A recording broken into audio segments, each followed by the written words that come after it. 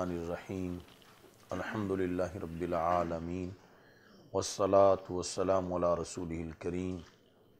وعلی آلہ واصحابہ اجمعین۔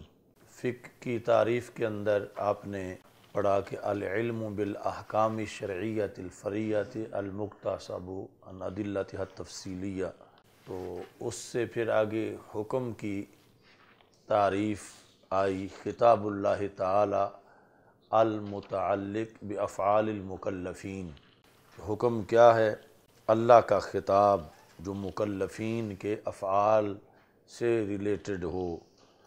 اور پھر اس میں یہ آیا کہ اصل میں خطاب حکم نہیں ہے بلکہ خطاب سے جو ثابت ہو وہ ہے حکم۔ اچھا جی، اب ہے کہ یہ جو خطاب اللہ تعالی المتعلق بافعال المکلفین، اس سے وہ علم نکل گیا جو ذوات، صفات یا افعال کا علم ہے، وہ فقہ کی تعریف سے خارج ہو گیا۔ باقی احکام کے ساتھ جو شرعیہ کی قید لگائی گئی ہے، تو یہ بھی اہم مقام ہے کہ کس حکم کو ہم حکم شرعی کہیں گے۔ تو کہتے ہیں کہ توضیح تلویح میں ہے ما لا یدرک لولا خطاب الشارع، کہ وہ حکم شرعی ہے کہ اگر شارع کا خطاب نہ ہوتا تو ہمیں اس کا پتہ نہ چلتا، یعنی اس کا جو ہمیں پتہ ہے تو اس لیے پتہ ہے کہ شارع نے اس بارے میں خطاب کیا ہے۔ تو جو شارع کے خطاب کے بغیر معلوم نہ ہو اس کو حکم شرعی کہا جاتا ہے۔ ما لا یدرک لولا خطاب الشارع سواء کان الخطاب بنفس الحکم او بنظیرہ۔ آگے پھر جو اس کے بارے میں شارع کا خطاب ہوگا وہ دو قسم کا ہے، یا تو بعین ہی اسی کا خطاب ہوگا یا اس کی نظیر کا خطاب ہوگا، یعنی بعین ہی اسی کا ہو کہ جو جزئی طور پر کسی مسئلہ کے بارے میں آیت آ گئی ہو، اور اس کی نظیر کا ہو کہ جو اس پر پھر آگے قیاس کیے گئے ہیں مسائل علت مشترکہ کی بنیاد پر۔ تو علت مشترکہ کی بنیاد پر جو مسائل اخذ ہوں گے وہ بھی خطاب شرعی ہی کہا جائے گا۔ مثلا مسکر ہونے کی بنیاد پر شراب کو حرام کیا گیا ہے، تو علت مشترکہ کی بنیاد پر جب بھنگ پر حکم لگائیں گے تو وہ بھی خطاب شرعی ہی قرار پائے گا۔ تو خطاب شرعی کی پھر دو قسمیں ہیں کہ عین اسی چیز کے بارے میں خطاب آیا ہو یا اس کی نظیر کے بارے میں خطاب آیا ہو۔ تو عین اسی چیز کے بارے میں جیسے شراب کے بارے میں آیا، یا اس کی نظیر کے بارے میں، یعنی جس طرح بھنگ پر کا شرعی حکم ثابت ہوگا اس کی نظیر یعنی شراب کے لحاظ سے۔ اچھا جی، ما لا یدرک لولا خطاب الشارع سواء کان الخطاب بنفس الحکم او بنظیرہ المقیس ہوا علیہ کالمسائل القیاسیۃ، برابر ہے کہ وہ خطاب اسی حکم کا خطاب ہو یا اس حکم کی نظیر کے بارے میں خطاب ہو کہ جس پر اسے قیاس کیا جا رہا ہے، جس پر وہ ہے مثال کے طور پر شراب، اور اسے یعنی بھنگ کو قیاس کیا جا رہا ہے۔ تو اب بھنگ کا اپنا حکم نہیں ہے بلکہ اس کی نظیر کا حکم ہے شریعت میں، تو یہ بھنگ کی حرمت کا حکم بھی خطاب شرعی ہی قرار دیا جائے گا، کیونکہ خطاب شرعی دو طرح کا ہے کہ نفس چیز کے بارے میں حکم ہو جس طرح کے شراب کے بارے میں خود حکم ہے، یا خود اس چیز کے بارے میں حکم نہ ہو، اس کی نظیر جو کہ مقیس علیہ ہے اس کے بارے میں حکم ہو، جس طرح کہ بھنگ کی جو نظیر ہے شراب، اس کے بارے میں تو حکم ہے، خود بھنگ کے بارے میں حکم نہیں ہے، لیکن بھنگ کے بارے میں جو حکم ہے اس کو بھی خطاب شرعی سے ہی تعبیر کیا جائے گا۔ اچھا جی، تو اب اس سے فَيَخْرُجُ عَنْهَا مِثْلُ وُجُوبِ الْإِيمَانِ، اس سے یعنی احکام شرعیہ اور فقہ کی تعریف سے نکل جائے گا مثال کے طور پر وجوب ایمان، وجوب ایمان، یہ اب تھوڑی سی وضاحت کے بعد واضح ہوگا۔ والاحکام الماخوذۃ من العقل، جو احکام حکم شرع کے محتاج نہیں بلکہ عقل کے ہی فیصلے کے مطابق ان کو مانا جاتا ہے، یعنی وہ اتنے بدیع ہیں کہ وہاں کسی آیت یا نص کے آنے کی ضرورت ہی محسوس نہیں کی جاتی، تو ان کے علم کو پھر علم فقہ نہیں کہا جائے گا کہ وہاں پر جو ہے مثلا جو وجوب ایمان ہے کہ اللہ تعالیٰ پر ایمان لانا لازم ہے، یہ ایک بدیع چیز ہے، یا یہ ہے کہ جو عقل سے ماخوذ احکام ہیں، مثال کے طور پر اس چیز کا علم کہ جہان حادث ہے، العالم حادث، یا جو چیز حس سے یعنی 5 سینسز حواس خمسہ سے جو معلوم ہے وہ بھی یعنی یہ حکم شرعی سے نکل جائے گی کہ اس کا علم پھر علم فقہ نہیں ہوگا۔ جس طرح کہ کالعلم بأن النار محرقۃ، کہ آگ جلانے والی ہے، تو یہ حس سے پتہ ہے ہر کسی کو کہ آگ جلانے والی ہے۔ او من الوضع والاصطلاح، یا وہ علم یعنی یہ سارے جو اللہ کے خطاب کے علاوہ بھی معلوم ہیں تو ان کو پھر شرعی نہیں کہا جائے گا، یہ خود بخود یہ چیزیں یعنی یہ نہیں کہ یہ لازم نہیں ہوں گی، بلکہ یہ ہے کہ یہ مختلف دیگر ذرائع سے یہ انسان کو معلوم ہو جاتی ہیں۔ جس طرح کہ واضح نے وضع کیا ہو یا اصطلاح بنائی ہو، کالعلم بأن الفاعل مرفوع، یہ علم کے فاعل مرفوع ہے، تو یہ اصطلاح کی بنیاد پر جو ہے معلوم ہے، تو یہ بھی شرعی علم کی تعریف سے نکل جائے گا۔ اچھا جی، اب یہاں پر مطلب یہ ہے کہ یہ جو عام ایک عرف میں ہے کہ یہ بندہ شرعی علوم پڑھ رہا ہے اور اس کے مقابلے میں ہے غیر شرعی، تو غیر شرعی کا مطلب ہے ناجائز، تو یہاں شرعی اور غیر شرعی اس معنی میں نہیں ہے، یعنی شرعی اور غیر شرعی دونوں ہی اچھے ہو سکتے ہیں۔ فرق یہ ہے کہ ایک وہ علم ہے کہ جو خطاب شارع نہ ہوتا تو پتہ ہی نہ چلتا، دوسرا وہ کہ خطاب شارع نہ بھی ہوتا تو پھر بھی پتہ چل جاتا۔ یہ ضروری نہیں کہ وہ کوئی برا علم ہی ہو، خطاب شارع نہ ہوتا تو پھر بھی پتہ چل جاتا، اسے غیر شرعی کہا جا رہا ہے یہاں پر۔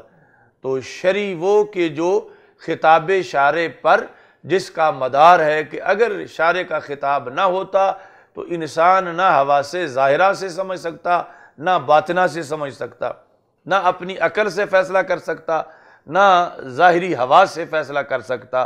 تو یہ یعنی جو ہمارے عرف میں شرعی غیر شرعی کی تقسیم ہے اس سے یہ ہٹ کر ہے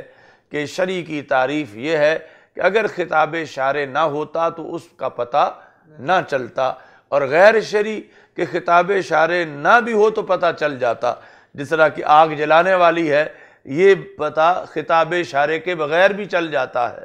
ایسے ہی جہان حادث ہے یا ہر فاعل مرفوع ہے تو یہ پتہ جو ہے وہ خطاب شارع کے بغیر بھی چل جاتا ہے، تو اس بیس پہ ان کو غیر شرعی کہا جا رہا ہے۔ یعنی اب یہ نہیں ہے کہ کوئی کہے کہ یہ نحو پڑھنا جو ہے یہ غیر شرعی پھر بن گیا ہے،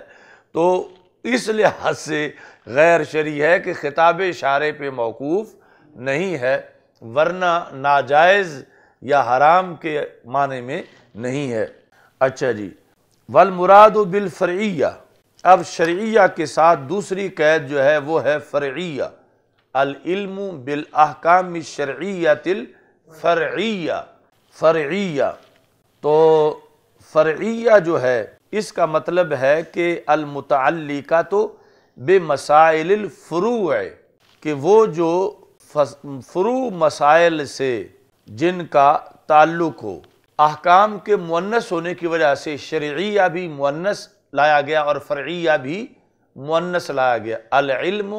تو مذکر ہے، العلم بالاحکام الشرعیۃ الفرعیۃ المکتسب، آگے مکتسب پھر علم کی صفت ہے،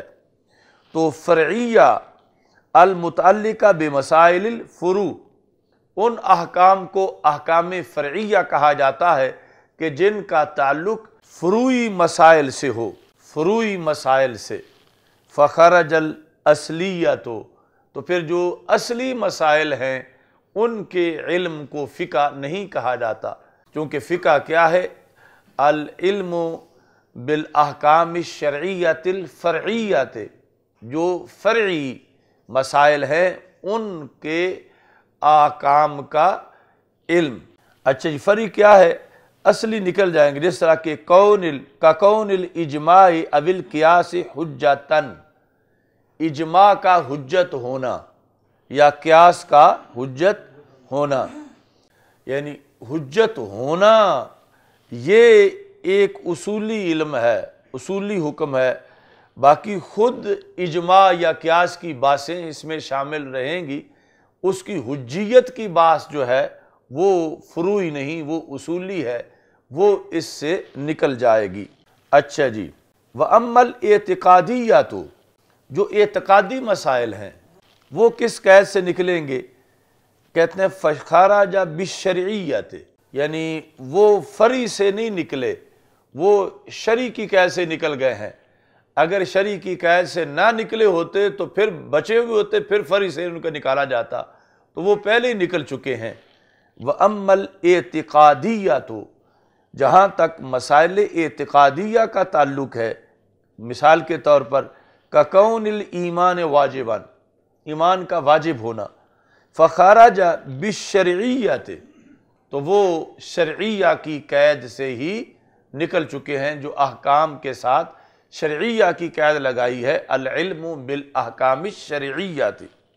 کما تقدم، جس طرح کہ پہلے گزر چکا ہے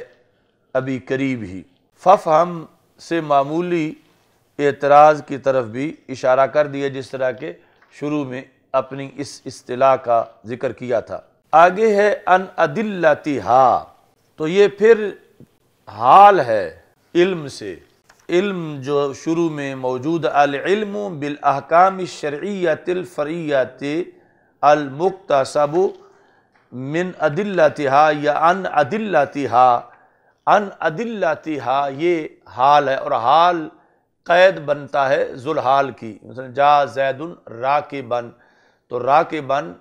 زید کی ایک قید ہے، یعنی ویسے دوسری کسی حالت میں نہیں آیا جالسن یا نائمن، بلکہ راکبن۔ تو یہاں بھی یہ قید ساتھ لگے گی تو اس علم کو فقہ کہیں گے، کہ وہ احکام شرعیہ فرعیہ کا علم جو دلیلوں سے حاصل کیا گیا ہو، اور اگر احکام شرعیہ فرعیہ کا علم تو ہو مگر ادلہ سے حاصل نہ کیا گیا ہو، اس کو پھر فقہ نہیں کہیں گے۔ یعنی احکام شرعیہ کا علم ہو اور وہ پھر شرعیہ فرعیہ بھی ہوں، اور پھر وہ علم ادلہ کے ذریعے سے حاصل کیا گیا ہو تو تب فقہ ہے۔ اگر احکام شرعیہ ہی نہیں تو پھر بھی علم فقہ نہیں، شرعیہ تو ہیں فرعیہ نہیں تو پھر بھی وہ فقہ نہیں۔ آگے شرعیہ فرعیہ تو ہیں مگر علم جو ہے وہ ادلہ سے حاصل نہیں، ادلہ تفصیلیہ سے، تو پھر بھی اس کو فقہ نہیں کہیں گے۔ فقہ تب کہیں گے کہ جب احکام شرعیہ فرعیہ کا علم ہو اور وہ حاصل ہوا ہو دلیلوں کے، جو اس کی تفصیلی دلیلیں ہیں ان کے ذریعے سے حاصل ہوا ہو، تو پھر اس کو علم فقہ سے تعبیر کیا جائے گا۔ اے ناشئن، درا حال کہ وہ علم پیدا ہونے والا ہے، ان ادلتھا، ان احکام کی دلیلوں سے، حال من العلم، تو یہ علم سے حال ہے۔ ادلہ سے کیا مراد؟ ان ادلتھا الاربعہ، قرآن سنت اجماع قیاس، ان سے، المخصوصات بہا، کہ جو ان احکام کے ساتھ خاص ہیں، وہ کیا ہیں دلیلیں؟ کتاب سنت اجماع اور قیاس۔ اب فخرج بہا علم المقلد، تو اس تعریف کے مطابق اب مقلد کے علم کو فقہ نہیں کہہ سکتے۔ مقلد کو جو علم ہے، مثال کے طور پر نماز پڑھنے کا، حج کرنے کا، تو مقلد کو اس کی تفصیلی دلیلیں نہیں آتی کہ یہ کہاں سے یہ حکم ثابت ہوا، چونکہ مقلد کا کام تو عمل سے ہے۔ مثلا ایک بندہ حج سیزن میں حج کرنے گیا ہوا ہے، اب وہ اگر ہر حکم کی دلیل پڑھے اور پھر اس دلیل سے حکم اخذ کرے اور پھر عمل کرے تو اتنے میں ہو سکتا ہے سیزن ہی گزر جائے، تو وہ عمل کر ہی نہ سکے۔ تو اس بنیاد پر جو ہے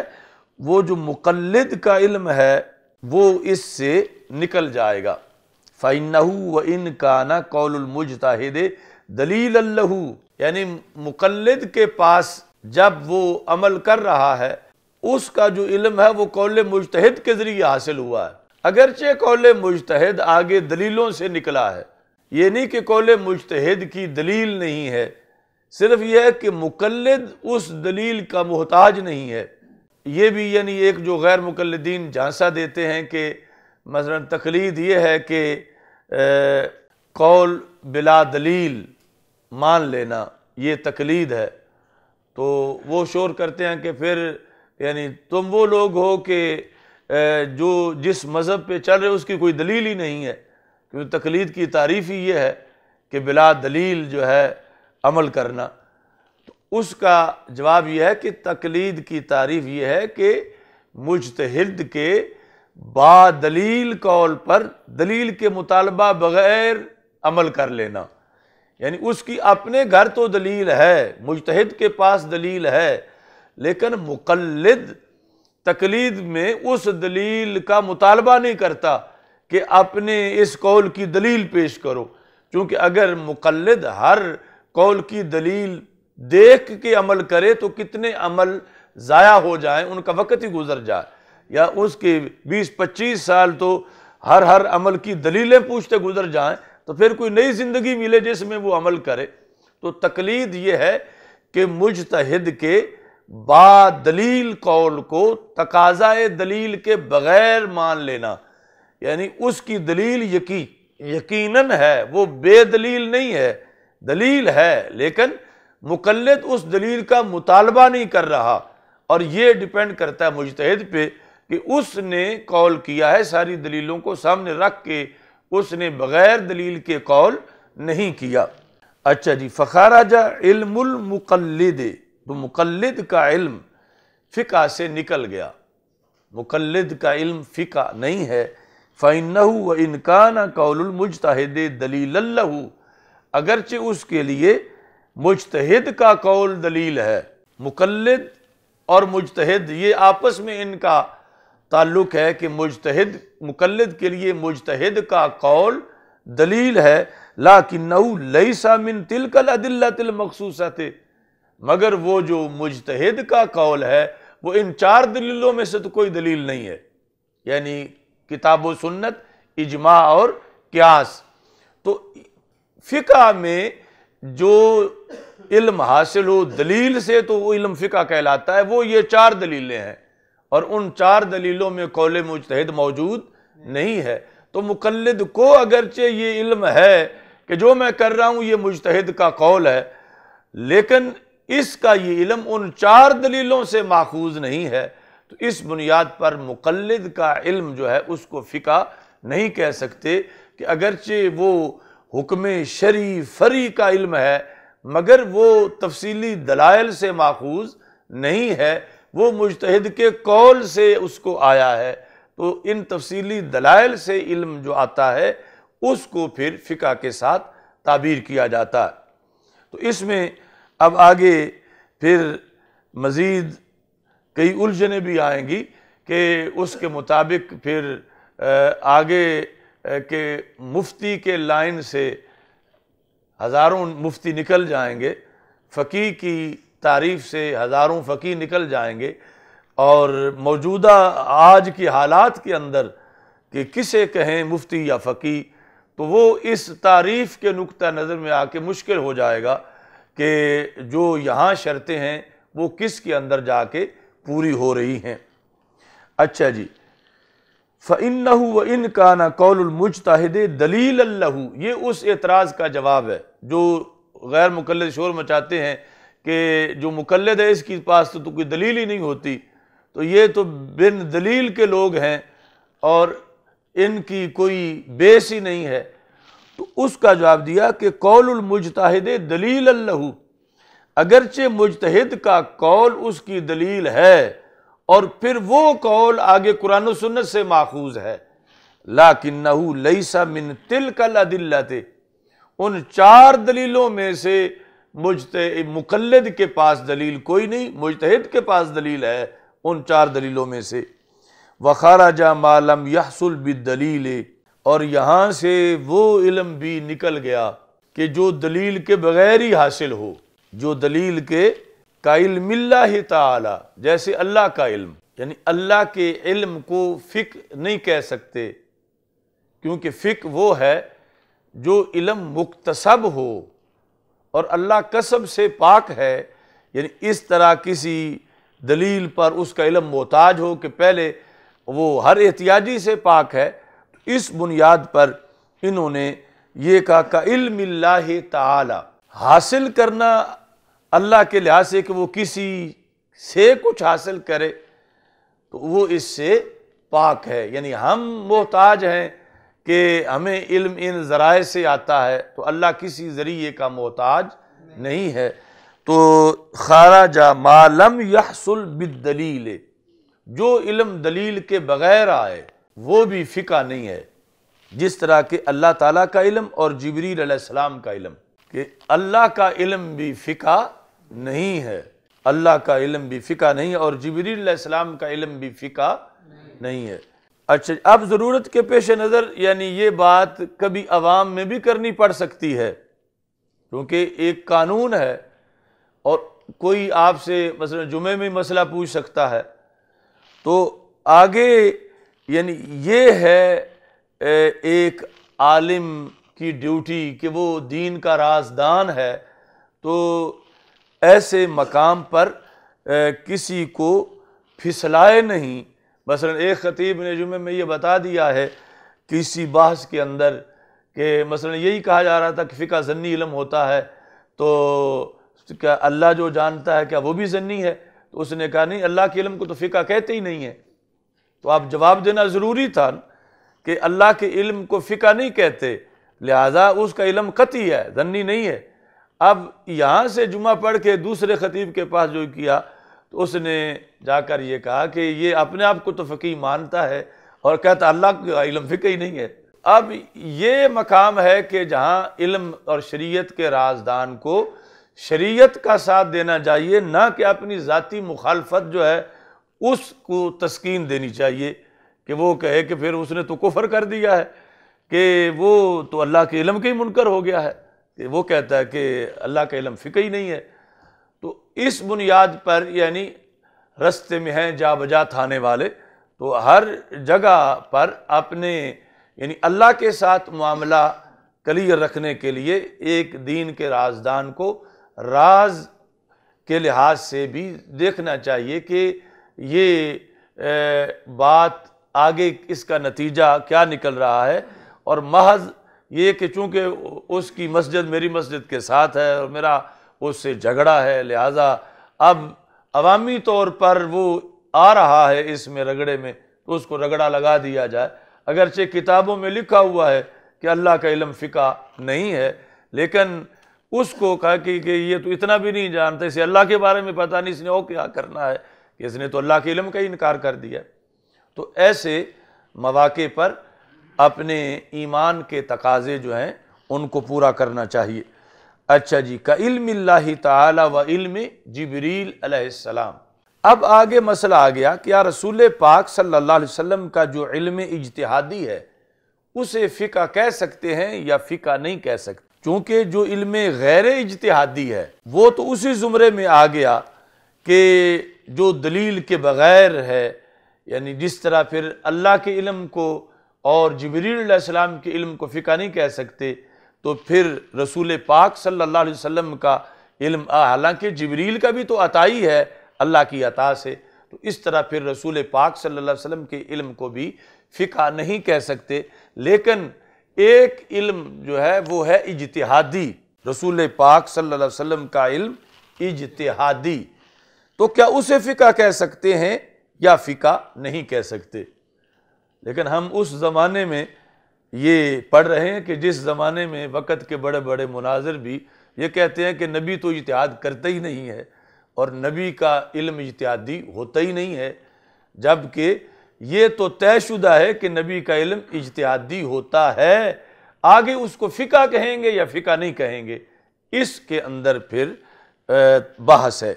تو اس واسطے حل یسمى علم النبی الاجتہادی علم النبی الاجتہادی فقہا، الاجتہادی علم کی صفت ہے کہ جو علم نبی اجتہادی ہے، تو اب غیر اجتہادی نکل گیا، تو علم نبی اجتہادی تب بنا جب نبی اجتہاد کرتے ہیں، اور یہاں پر النبی میں الف لام جو ہے وہ عہد خارجی کا ہے، مراد ہے رسول اکرم حضرت محمد مصطفیٰ صلی اللہ علیہ وسلم، کہ آپ کا علم اجتہادی، آپ کا حضرت محمد مصطفیٰ صلی اللہ علیہ وسلم کا جو علم اجتہادی ہے اسے فقہ کہیں گے یا فقہ نہیں کہیں گے۔ تو یعنی اتنا یہ واضح ہے اس عرف میں جو علماء فقہا کا عرف ہے کہ اصول فقہ کی کتابیں ہوں یا تفسیر کی کتابیں ہوں یا حدیث کی کتابیں ہوں، سب میں یہ قول ہے ہی نہیں کہ نبی اجتہاد نہیں کرتے۔ انبیاء علیہ السلام کا اجتہاد کرنا تو طے شدہ ہے، آگے اس اجتہادی علم کو فقہ کہیں گے یا فقہ نہیں کہیں گے، یہ بات محل نظر ہے جو انہوں نے یہاں پر اس کا فیصلہ کیا۔ قال فی البحر، بحر الرائق میں ہے، البحر الرائق شرح کنز الدقائق، واختلف فی علم النبی صلی اللہ علیہ وسلم الحاصل ان اجتہاد، اختلاف کیا گیا ہے حضرت محمد مصطفیٰ صلی اللہ علیہ وسلم کے اس علم میں جو اجتہاد کے ذریعے سے سرکار دو عالم صلی اللہ علیہ وسلم کو حاصل ہوا۔ کیا اختلاف کیا گیا ہے؟ حل یسمى فقہ، کیا اسے فقہ کہیں گے؟ اچھا جی، والظاہر انہ باعتبار انہ دلیل شرعی للحکم لا یسمى فقہا وباعتبار حصولہ عن دلیل شرعی یسمى فقہا اصطلاحا۔ تو انہوں نے کہا کہ اس میں دونوں پہلو ہیں، دو جہتیں ہیں، ایک جہت کو سامنے رکھیں تو فقہ کہہ سکتے ہیں، دوسری جہت کو سامنے رکھیں تو فقہ نہیں کہہ سکتے۔ تو مطلقاً نہ فقہ کہہ سکتے ہیں نہ فقہ کی نفی کر سکتے ہیں، ہاں جہت کو سامنے رکھ کے تو پھر حکم لگایا جائے گا، تو ایک جہت کے مطابق یقیناً کہیں گے کہ فقہ نہیں ہے اور دوسری جہت کے مطابق یقیناً کہیں گے کہ فقہ ہے۔ اچھا جی، الظاہر انہ باعتبار انہ دلیل شرعی للحکم، کہ جو اجتہاد رسول صلی اللہ علیہ وسلم ہے وہ امت کے لیے تو خود دلیل ہے، یعنی سرکار کے لحاظ سے تو اجتہاد ہے، لیکن آگے جو امت کی تفصیلی دلیلیں ہیں ان میں کتاب کے بعد سنت دوسری دلیل ہے، اور اجتہاد رسول سنت ہی تو ہے۔ تو اب چونکہ رسول پاک صلی اللہ علیہ وسلم کا علم خود دلیل شرعی ہے، اور فقہ اسے کہتے ہیں جو ادلہ سے حاصل ہو، اور یہ خود دلیل ہے، تو اس بنیاد پر پھر یہ جہت سامنے رکھیں گے تو پھر علم مصطفیٰ صلی اللہ علیہ وسلم جو اجتہادی ہے اس کو فقہ نہیں کہہ سکیں گے، اور غیر اجتہادی کو تو بطریق اولیٰ پھر نہیں کہہ سکیں گے، کہ جب اجتہادی کو بھی اس بنیاد پر کہ اس پر تو امت کی خود دلیل بنتی ہے قول رسول علیہ السلام پر، تو لہٰذا فقہ تو وہ ہوتا ہے جو دلیلوں سے حاصل ہو، چار دلیلوں سے، اور یہ خود دلیل ہے ان چاروں میں سے، اس بنیاد پہ اس کو فقہ نہیں کہیں گے۔ وَبِاعْتِبَارِ حُصُولِهِ عَنْ دَلِيلٍ شَرْعِيٍّ، اور پھر اگر یہ دیکھا جائے کہ رسول پاک صلی اللہ علیہ وسلم نے جو اجتہاد کیا ہے تو آپ نے بھی شرعی دلیل سے ہی اس کو سامنے رکھ کے تو مسئلہ نکالا ہے، اور جو شرعی دلیل سے نکالا جائے وہ فقہ ہوتا ہے، تو اس بنیاد پر پھر اس کو فقہ کہنا چاہیے۔ تو یہ یسمى فقہاً اصطلاحاً، تو پھر اس کو اصطلاحی طور پر فقہ کہیں گے۔ تو مطلب یہ ہے کہ رسول پاک صلی اللہ علیہ وسلم کے علم اجتہادی کے بارے میں تفصیل ہے، نہ مطلقاً یہ کہہ سکتے ہیں کہ وہ فقہ ہے، نہ مطلقاً یہ کہہ سکتے ہیں کہ وہ فقہ نہیں ہے۔ کہیں گے کہ اس لحاظ سے کہ وہ علم اجتہادی امت کے لیے دلیل بن رہا ہے تو پھر اسے فقہ نہیں کہیں گے۔ اس لحاظ سے کہ رسول پاک صلی اللہ علیہ وسلم نے باقی قرآن و سنت کو، باقی قرآن کو سامنے رکھ کے وہ مسئلہ اخذ کیا ہے تو پھر دلیل شرعی سے اخذ کیا ہے۔ اس لحاظ سے علم مصطفیٰ صلی اللہ علیہ وسلم جو اجتہادی ہے اس کو بھی فقہ کہیں گے۔ تو یہ دونوں جہتیں اس میں موجود۔ اچھا جی، اب یہاں بھی یعنی کوئی اختلاف کو ہوا دینا چاہے تو اس بات پر بھی لوگوں کو گمراہ کر سکتا ہے کہ دیکھو فلاں بندہ کہتا ہے کہ میرے پیر تو فقیہ ہیں مگر اللہ کے رسول صلی اللہ علیہ وسلم فقیہ نہیں ہے، کیوں؟ وہ کہتا ہے کہ ان کا علم اجتہادی جو ہے وہ فقہی نہیں ہے، تو اس نے تنقیص کی ہے، اور جو تنقیص کرے وہ مرتد ہے اور وہ پھر آگے جہنم میں ہے۔ کہ تنقیص کر رہا ہے کہ وہ ایک چیز اپنے لیے مان رہا ہے، اپنے پیر کے لیے مان رہا ہے، اپنے استاذ کے لیے مان رہا ہے، اور وہ چیز اچھی ہے علم جو دلیل سے حاصل ہو، اس جس کو فقہ کہتے ہیں، اور ادھر کہتا ہے کہ رسول پاک صلی اللہ علیہ وسلم کا جو اجتہادی علم ہے وہ فقہی نہیں۔ تو یعنی غلط رنگ تو ہر بات کو دیا جا سکتا ہے۔ تو یہاں یعنی چونکہ شرعی تفصیل ہے کہ یہ ایک جہت کو سامنے رکھیں گے تو پھر فقہ کہہ سکتے ہیں، دوسری جہت کو سامنے رکھیں گے تو پھر فقہ نہیں کہہ سکتے۔ اچھا جی، اب آ گیا کہ وہ چیزیں جن کا دین سے ہونا بدی طور پر معلوم ہے۔ مثال کے طور پر یعنی وہ بندہ جو کبھی ایک دن بھی مدرسہ پڑھنے نہیں آیا اور ڈیرے پہ ہی رہتا ہے، راما گاما دونوں بھائی جو ہیں، تو ان کو بھی اتنا تو پتہ ہے کہ روزہ فرض ہے، نماز فرض ہے، اگرچہ وہ نماز کو نماز ہی کہیں تو مطلب ان کو یہ پتہ ہے، تو کیا یہ کہیں گے کہ وہ بھی فقیہ ہیں کیونکہ ان کو ان مسائل کا پتہ ہے؟ تو اس کا انہوں نے جواب دیا انہو لیس من الفقہ، یہ فقہ نہیں ہے۔ وَأَمَّا الْمَعْلُومُ مِنَ الدِّينِ بِالضْرُورَةِ، وہ چیزیں جن کا دین سے ہونا بدی طور پر معلوم ہو، جس طرح کہ نماز اور روزہ، فَقِيلَ إِنَّهُ لَيْسَ مِنَ الْفِقْهِ، یعنی ہم نے چونکہ قید لگائی ہے نا کہ وہ مکتسب ہو، وہ علم حاصل کیا گیا ہو دلیلوں سے، تو یہ تو بغیر دلیل کے ہر کسی کو اتنا پتہ ہے، تو لہذا انہو لیس من الفقہ، یہ فقہ نہیں ہے، اذ لیس حصولہ بطریق الاستدلال، کیونکہ اس کا حصول طریق استدلال سے نہیں ہے۔ اچھا جی، لیکن وجعلہ فی التوضیح ہو،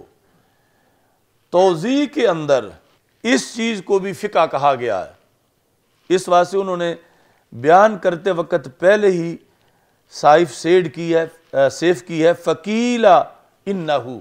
وجعلہ فی توضیح منہ فقہ، کہ توضیح میں صاحب توضیح نے تو اسے فقہ کہا ہے مگر یہ فقہ نہیں ہے۔ کیوں نہیں ہے؟ کہ فقہ ہے جو علم ہو، یہ ٹھیک ہے یہ علم ہے، یہ عقیدے کا نہیں عمل کا ہے، اور یہ احکام فریہ کا علم ہے، مگر یہ دلیل سے حاصل نہیں ہے، اس واسطے یہ علم اس کو فقہ نہیں کہیں گے۔ اب جنہوں نے فقہ کہا ہے ان کی کیا وجہ ہے؟ کہتے ہیں وَلَعَلَّ وَجَاهُ أَنَّ وَصُولَهُ إِلَى حَدِّ ضرورت عارض، شاید یہ وجہ ہو جو صاحب توضیح نے اس کو فقہ شمار کیا کہ نماز فرض ہے، اس کا علم اس بات کا، شاید یہ ہو کہ اس علم کا بداہت کی حد تک پہنچنا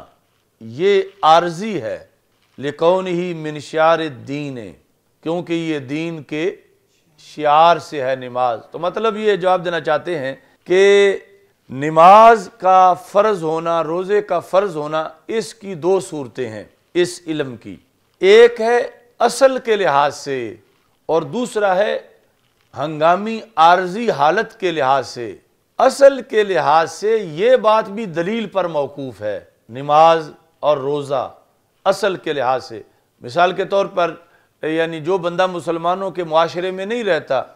کہیں کسی جزیرے میں رہتا ہے،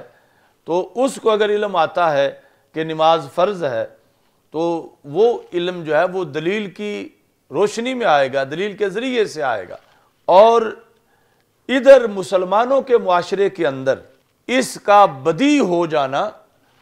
یہ اس کی سیکنڈ پوزیشن ہے، اصل میں بدیع نہیں تھا، عارضی طور پر اس کو بداہت عارض ہو گئی ہے کہ یہ دین کے شعار میں سے، شاعر میں سے ہے، اور یہ ایک شعار ہے، اور یہ بندہ مسلمانوں کے ماحول میں رہتا ہے، لہٰذا یہ بات تو بچے بچے کو پتہ ہے۔ تو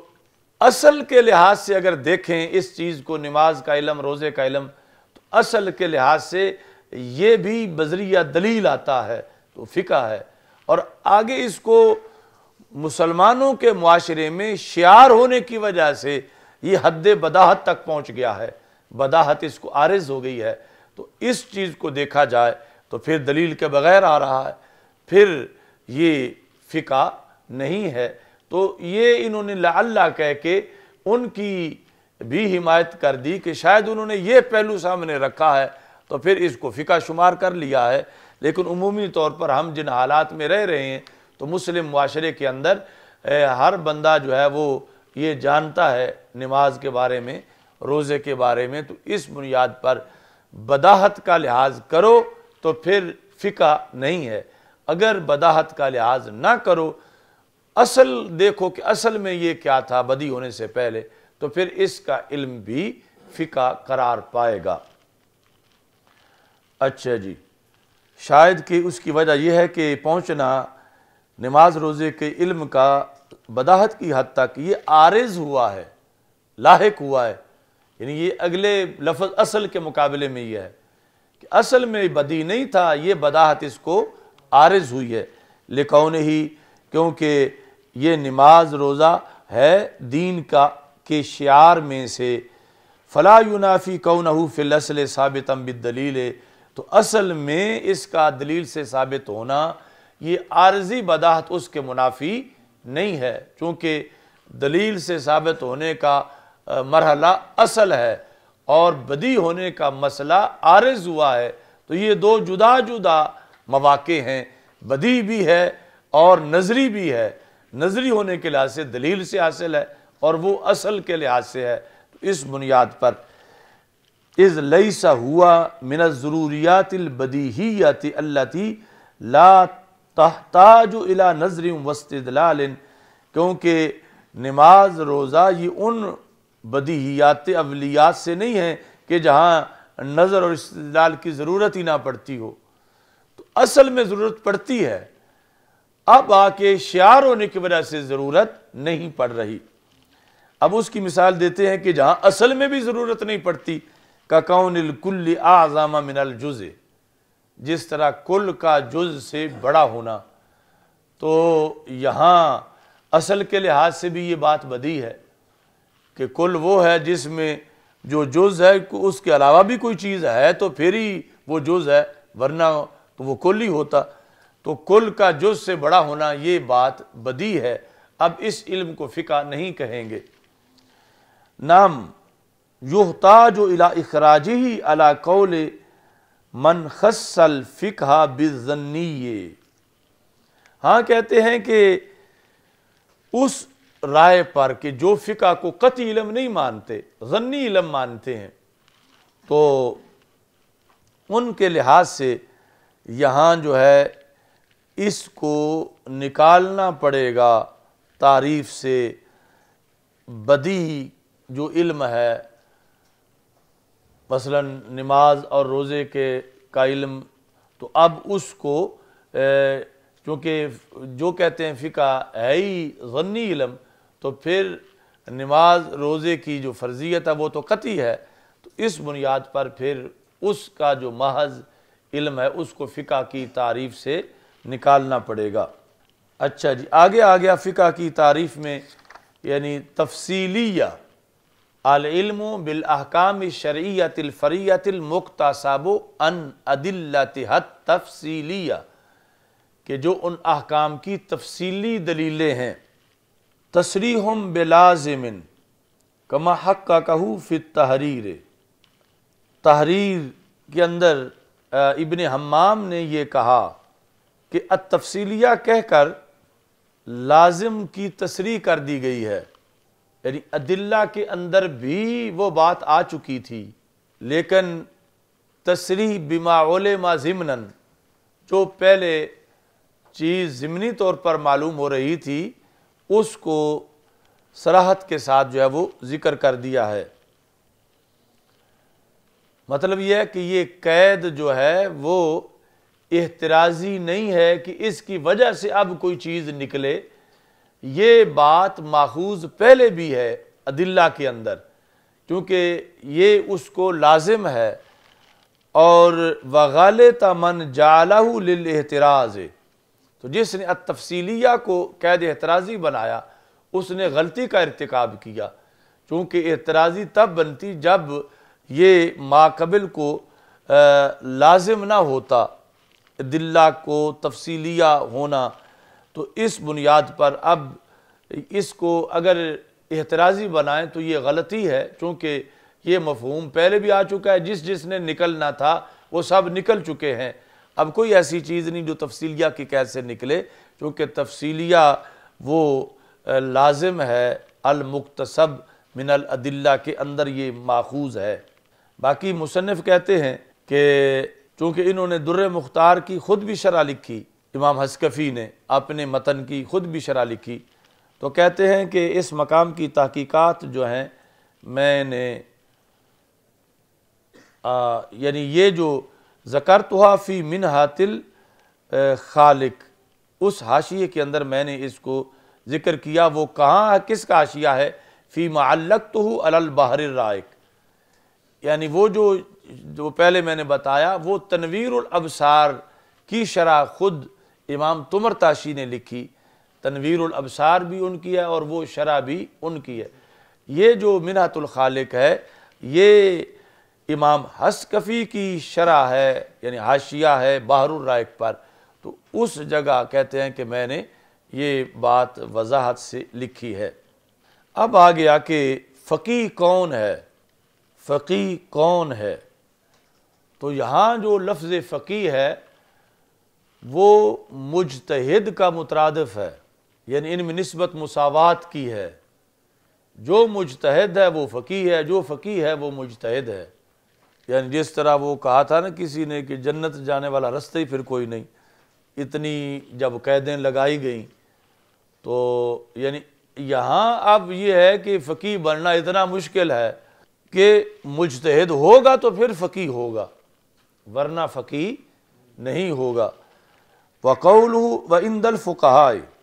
یہ اوپر متن میں آیا کہ عند الفقہاء، تو اس میں لفظ فقیہ آ گیا۔ قال فی البحر، البحر الرائق میں ہے، فالحاصل ان الفقہ فی الاصول علم الاحکام من دلائلها کما تقدم، حاصل یہ ہے کہ فقہ جو ہے اصول کے اندر، اصول میں جو اصطلاح ہے فقہ، لغوی فقہ نہیں، اصولیوں کے نزدیک فقہ، احکام کو ان کے دلائل سے جاننا، جس طرح کہ پہلے گزر چکا ہے۔ تو پھر فلیس الفقیہ الا المجتہد عندہم، اصولیین کے نزدیک نہیں ہے فقیہ مگر مجتہد۔ وَإِطْلَاقُهُ عَلَى الْمُقَلِّدِ، تو پھر یہ ہو رہا تھا کہ یہ جو ہزاروں فقہا ہیں جو مجتہد نہیں ہیں، مقلد ہیں، مجتہد تو چند ہیں، تو ہزاروں فقہا جو کہ مجتہد نہیں ہیں، جنہوں نے فتاویٰ لکھے، فقہ میں کتابیں لکھی، اور ان کو ہم کہتے ہیں فقہا، یعنی ہمارے زمانے کے لیول سے تو ہزاروں درجہ اونچے وہ لوگ، ان کے بارے میں لفظ فقیہ محل نظر بن گیا کہ انہیں بھی پھر فقیہ نہیں کہہ سکتے، کیونکہ فقیہ تو وہ ہے جو مجتہد ہو، اور ظاہر ہے کہ وہ مجتہد نہیں تھے، مقلد تھے، مجتہدین کے وہ مقلد تھے، ہزاروں ایسے امام، تو ان کو پھر فقیہ کہہ سکتے ہیں یا نہیں کہہ سکتے؟ تو انہوں نے کہا وَإِطْلَاقُهُ عَلَى الْمُقَلِّدِ الْحَافِظِ لِلْمَسَائِلِ مَجَازٌ، ایسا مقلد جو حافظ فروع ہے، یعنی فقہ کے جزئی مسائل جزیات کا حافظ ہے، مقام اجتہاد تک نہیں پہنچا ہوا، حافظ ہونا بھی آج شاذ و نادر ہے، تو جو فقہ کے مسائل کا حافظ ہو اس کو بھی حقیقتاً فقیہ نہیں کہہ سکتے، ہاں مجازاً کہہ سکتے ہیں، کیونکہ حقیقتاً تو صرف مجتہد کو کہہ سکتے ہیں۔ تو یہ جتنے بھی مقلدین ہیں کئی صدیوں کے اندر فقہا، ان کو فقہا مجازاً کہا جاتا ہے، کیونکہ حقیقتاً فقیہ مجتہد کو کہا جاتا ہے، مقلد کو کہا ہی نہیں جاتا۔ تو یا مثلا فقہ حنفی کیا کہتے ہیں ہم، یہ فقہ حنفی کے فقہا ہیں، تو فقہ حنفی کے فقہا میں جب مقلد ہیں فقہ حنفی کے، تو جو مقلد ہو وہ فقیہ ہوتا ہی نہیں ہے، مجتہد فقیہ ہوتا ہے۔ تو اس بنیاد پر یعنی عرف عام میں آج بھی یا صدیوں پہلے جنہیں فقیہ کہا جاتا رہا، تو وہ یعنی اکثریت وہ تھی کہ جن کو مجازاً فقیہ کہا گیا، حقیقتاً فقیہ کہلاتے ہیں تو امام اعظم ابو حنیفہ کہلاتے ہیں کہ وہ مجتہد ہیں یا ان کے اصحاب مجتہد ہیں، اور آگے پھر اجتہاد کے درجے ہیں، لیکن حقیقتاً یہ ہے مجازاً عام فقہا کو فقہا کہا جاتا ہے۔ وَإِطْلَاقُهُ، اور اطلاق فقیہ کا، علی المقلد، مقلد پر، ہر مقلد کی بات نہیں، اعتراض ہو رہا تھا وہ مقلد جو حافظ بھی ہے، ایسا مقلد جو حافظ ہے، یہاں حافظ سے مراد حافظ قرآن نہیں، للمسائل یعنی مسائل فقہ کا حافظ ہے، یعنی مطلب کیا کہ جو مجتہدین نے اجتہاد کر کے مسائل لاکھوں مستنبط کیے ہیں ان مسائل کا حافظ ہے، یعنی جو مسائل اجتہاد کی پیداوار ہیں،